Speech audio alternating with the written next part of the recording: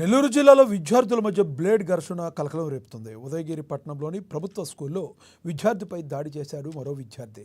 ఈ ఘటనలో ఒక విద్యార్థికి తీవ్రంగా గాయాలు కావడంతో ప్రధానోపాధ్యాయులు ఆసుపత్రికి తరలించారు. మరో ఇద్దరు విద్యార్థులకు స్వల్ప గాయాలయ్యాయి. తీవ్రంగా గాయపడిన విద్యార్థికి 6 కుట్లు వేశారు.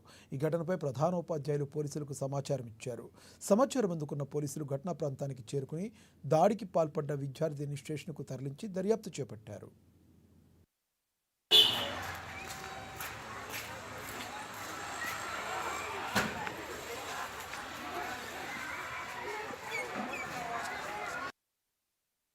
అహ్మదాబాద్ వేదికగా ఇంగ్లాండ్తో జరిగిన 3వ వన్డేలో 142 పరుగుల తేడాతో భారత్ ఘన విజయాన్ని అందుకుంది.